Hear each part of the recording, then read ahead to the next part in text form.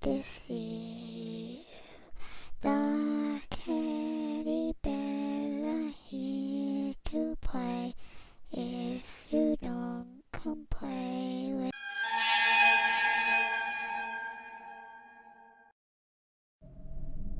Welcome to Frightened Female. This is Crystal, and this is Halloween in July. Halloween, my favorite holiday, and I love it so much that I bumped it up to July. And thank you so much, you guys, for submitting your stories. I picked my 3 favorite. As joyful as Halloween can be, dressing up in your costume and whatnot, it could also have its dark side as well, and we'll definitely see that with these stories. So without further ado, let's begin. Back when I lived in Maryland as a child, my friend and I went trick-or-treating one year in our quiet neighborhood, alone, which ended up being a risky mistake, but no one caused any trouble where we were, so it wasn't common for people to take extra precaution after dark. We were just a friendly community, or so we thought, up until this night. I remember my fairy costume that I had made myself, and my friend was a pirate lady. And it was getting to be around 9:30, a little late to be knocking on people's doors, and we had plenty of candy in our bags. So we started heading home. And one thing that made it hard to walk in the dark were the giant cracks in the sidewalks that I had tripped on many times and actually hurt myself once. Plus, the poor street lighting didn't help either. There was literally nobody walking outside. It kind of felt creepy, but we are only a few blocks away from home. But you know that feeling that you get when you can sense that somebody is watching you? Well, my friend did. And she looked over her shoulder and quickly gasped. "Gabby, look," she said. I turned my head, and there, halfway down our sidewalk, stood a clown that was facing our direction. So I instantly grew scared. But we decided to maintain our composure and just keep walking, but at a quicker pace. Maybe it was just another trick-or-treater, I thought. But this was an adult-sized clown, and it was walking straight toward us with a bag in his hand. "Holy crap," I whispered. "Just keep walking." So we turned the next corner, hoping that the clown would just keep going straight. But he didn't. He was following us with a quicker pace. We didn't have phones on us, and my heart felt like it was beating out of my chest. So we walked faster. And then the clown walked faster and closer. I could tell that he was wearing a full-on mask, not just face paint. And he had oversized yellow shoes on, which is why I wondered how he had been able to keep up with us. I looked at my friend with worried eyes, and I clutched her arm. "Run! Just do it!" I whispered in a panic. And we were off, dashing as fast as our feet could take us, making sure not to trip. The clown was now running full speed right at us, and I had no choice but to let out a scream. Now that I think about it, I don't know why we didn't run to somebody's door and beg for help. It was all happening so fast, and we are in a rushed frenzy. The clown was no more than 20 feet from us when I let out another piercing scream. Just as I did, we heard a loud thud and a man groan in pain. And we turned around, and we saw the clown face down halfway in the street. He had tripped on a large crack in the sidewalk, and he fell pretty hard. He was struggling to get back up. I could see how this happened, being as how he was wearing a mask and oversized shoes. What was even more frightening is what fell out of the bag that he was carrying and got thrown from his hand. A large carving kitchen knife. The sound from the steel hitting the pavement will forever haunt me. In a freak panic, the clown quickly got up and darted down the street in the other direction, leaving the bag and the knife behind. The neighbor of the house that this took place in front of came out in their pajamas and asked if we were okay. Obviously, they'd heard my scream, and the cops were called, as well as our parents. The police confiscated the knife. But how easy is it to catch a masked clown on Halloween night? What would have happened to my friend and I if he hadn't have tripped and fell? And thank the Lord for that. I never trick-or-treated after that, and we never heard any word on a possible suspect. Halloween may be fun, but not when you have no idea who's behind the mask. For my daughter's 8th birthday, I got her a present that most girls dream of having. Yes, I caved in at the pet store and purchased her a baby bunny. I felt she was responsible enough to care for the animal on her own, and I did say the minute she neglects her role, I would be taking the rabbit back. So she promised to love it, feed it, give it water every day. She did a great job at doing so. She decided to name it Muffin, and I don't know where she came up with that one. I knew a man from our church that custom built fences and rabbit hutches and such, so I asked him if he could make one for my daughter's bunny, and he was happy to come over the next week, and we decided to build it on the side yard where there was more room. The man constructed it the very next day, and I paid him for labor and supplies. So Muffin loved the new little home a lot better than being in a tiny cage. Months passed, and the rabbit was getting very big. My girl kept her promise of caring for the animal. We even let her bring Muffin inside the house on occasion, so it could hop around and get some exercise. It became a member of our family, which seems silly, but it was true. So my story happened on Halloween night. It was October 31st, 2009. And even though we didn't get a lot of trick-or-treaters in our neighborhood, maybe 25, 30 kids tops, I still like to decorate the outside of the house with ghosts and cobwebs, creatures hanging from the tree and all that stuff. Me, my wife, and my daughter each carved our own pumpkin. And I grew up in a very strict religious home, and my mother didn't let me celebrate Halloween. So carving the jack-o'-lanterns was something that I've always envied as a kid, and now I finally got to do it and enjoy it with my family. Our daughter dressed up as a ladybug / ballerina. Not sure what it was. It was a ladybug costume with a red tutu. Anyways, my wife would stay at home and pass out the candy while I took my girl trick-or-treating. A friend of her friends from school had asked her to go with them, but I said, nah, one more year. She was still a bit too young to be running around at night unattended. Well, we had a great time, and she collected a decent amount of candy. Her tiny feet were starting to hurt her from all the walking, so we decided to head back home. It was getting late anyways, and the streets were starting to die down. Well, we got back home. My wife said there were only about 20 kids that came to the door, which wasn't surprising. It just meant more leftover candy for us. So once my daughter was in bed, I went outside to blow out the candles in the pumpkins. I'll do the cleanup tomorrow. I was far too tired to do it that night.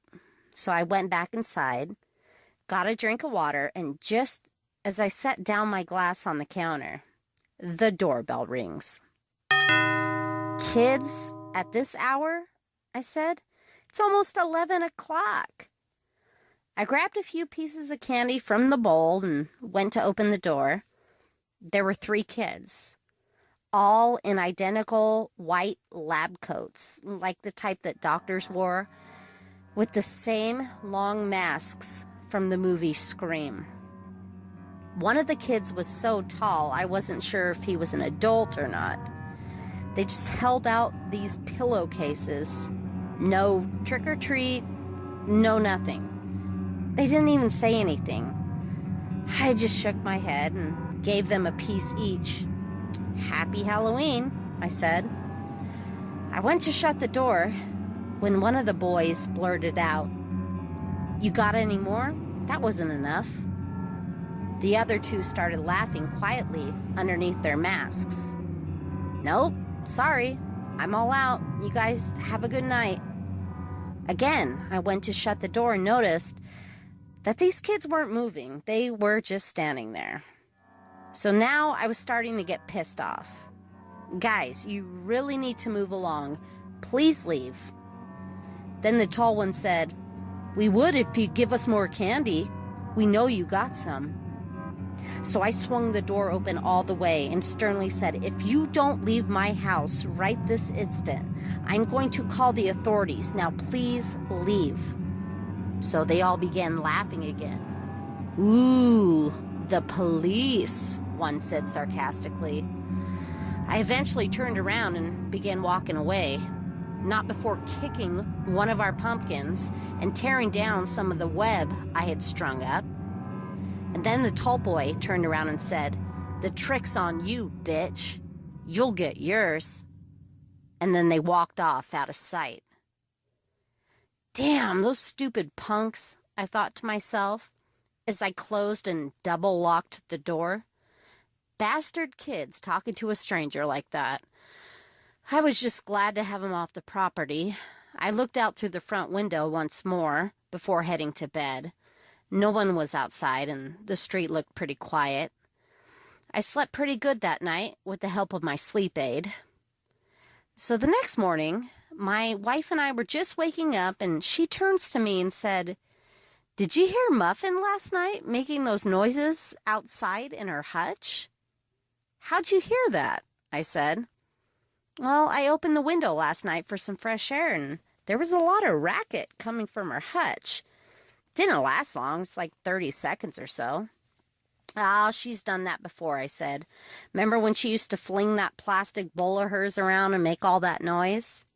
"Yeah," she agreed. "That's one crazy rabbit. But no crazier than the kids that came to the door last night. You were already fast asleep." So I told her the whole story.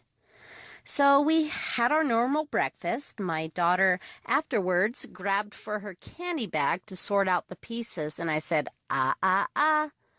"What do you do first?" She said, I know. I need to go feed Muffin." So she put on her shoes and grabbed some lettuce and carrots from the fridge. She headed out the sliding glass door to the back, and moments later let out a blood-curdling scream. "Dad!" she yelled.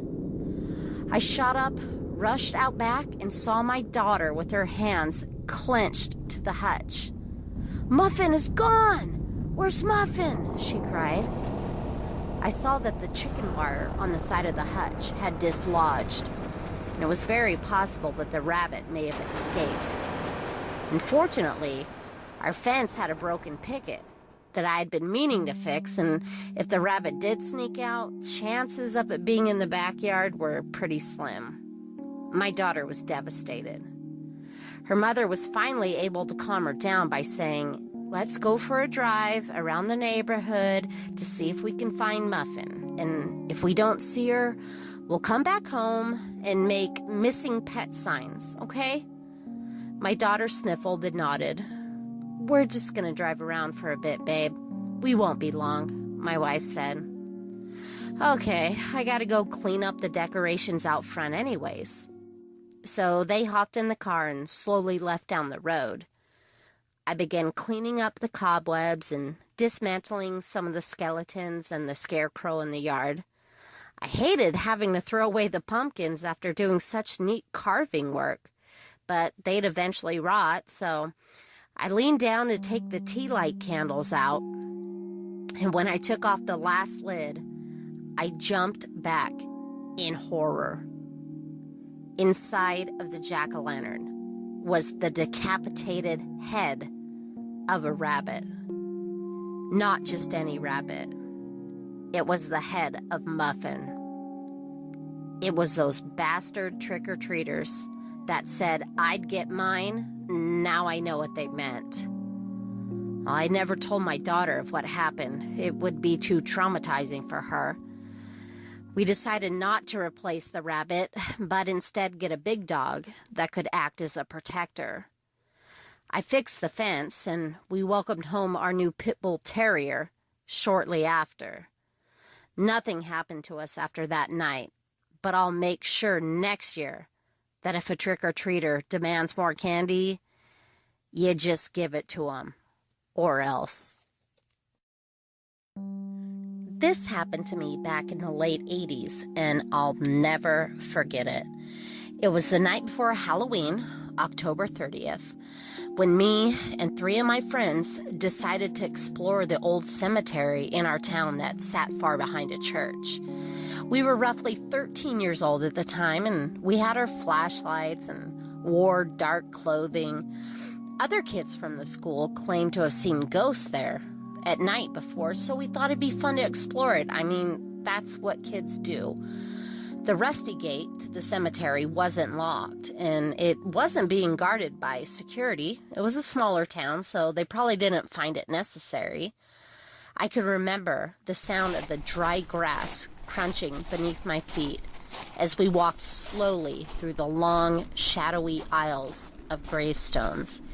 And each one was shaped different. Some were very tall and elaborate, and others were cracked and crumbling apart. And the timestamp on some of them dated back to the 1920s. It was very eerie to know that we were walking over actual graves. So we tried to play it off that it wasn't a scary atmosphere, but I think deep down inside, we were all feeling a bit spooked. My best friend tapped me on the shoulder and said, "Hey, I dare you to walk to the far end of the cemetery by yourself." "Yeah, right," I said. "So you guys can just run off and leave me? I don't think so." So we took a few more steps, shining our lights on the headstones. "I'm not going to leave you, man. I'll tell you what," he said. "I'll walk to this far end of the cemetery, and then you walk to that far end. Unless you're too chicken." "Shut up. I'm not scared. Watch me." And I headed down the grisly row of graves, more leaves and branches crunching with every step. Well, he kept his word and went the other way. My other 2 friends were pretty much sticking together near the front gate, and thank goodness for my flashlight, because it was so dark outside you couldn't see more than a few feet ahead of you. I noticed one particular grave that stood out amongst the others because it was lighter colored and it had a large cross on top of it. So I walked over to it, and my heart sank before I let out a blood-curdling scream. My full name was on the gravestone. What freaked me out the most is that it showed my exact birth date carved. Born March 21st, 1972. And my date of death said October 31st, 1985, which would be the very next day. I turned to see my friends running over to me with their flashlights waving wildly. "What's wrong? What is it?" they shouted. I pointed to the headstone as they approached.